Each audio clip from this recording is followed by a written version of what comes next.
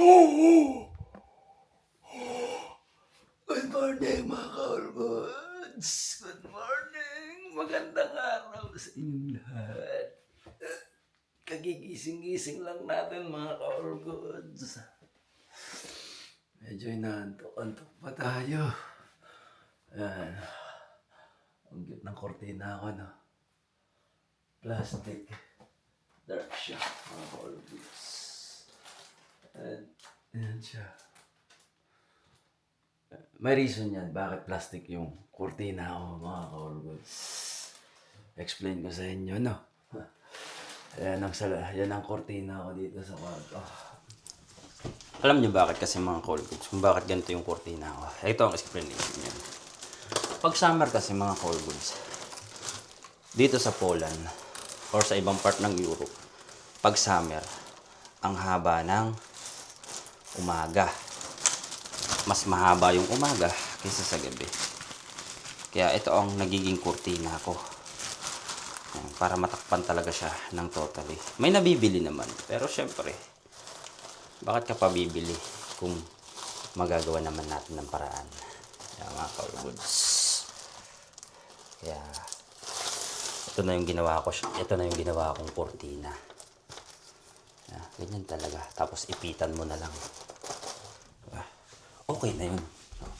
Sa labas. Ito yung view ko araw-araw. Yung lumang building.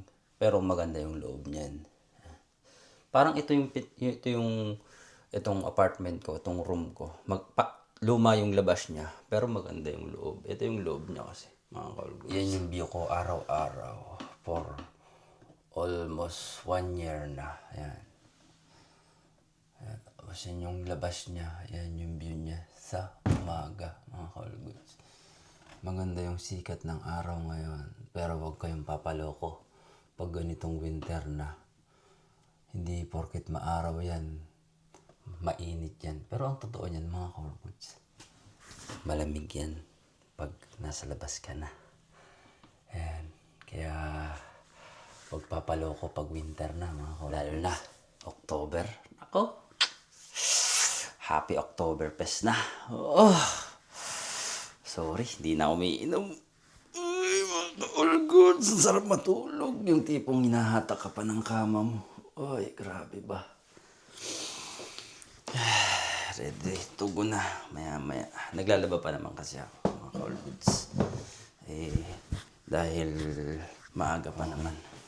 Labas tayo, mga ka-Orgods, para makita niyo yung labas ng flat namin. Ito siya, actually. Yan. 9 rooms kasi ito, mga ka-Orgods. Ito yung flat ko. Yan. Number 4. Tapos number 5. Ito ako, number 4. Yan. Number 3. Yan. Yan siya. Ito yung CR namin. CR ng boys, mga ka-Orgods. Kasi natin yung ilaw. Yan. CR ng babae. Ayan. Ito na, kusina. Common na. At doon yung kwarto ni Ate Rosie. Ayan. Electric yan. Electric eh. Yung pinaglulutuan namin. Dito kami naglalaba, mga ka-Orgods. Naglalaba pa naman ako eh. Maaga pa.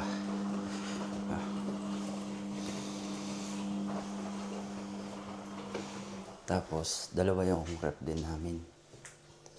Ayan. Sa lahatan naman yan. Pag maglalagay ka nga lang ng stock mo dito, lagyan mo ng pangalan para hindi ka malito. All goods. Simple lang yung plat namin. Ito yung sa ibang lahi. Kay Ate Rosie. Ibang lahi. Ibang lahi. Sa kababayan nakaplat namin. Ayan. The rest, ibang lahi.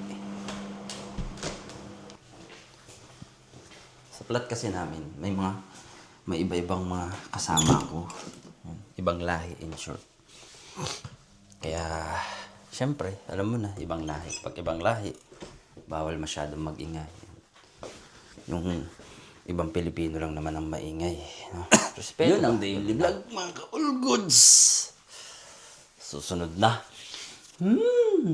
Simpleng buhay. OFW life. Ang sakit ng leg ko. Sakit.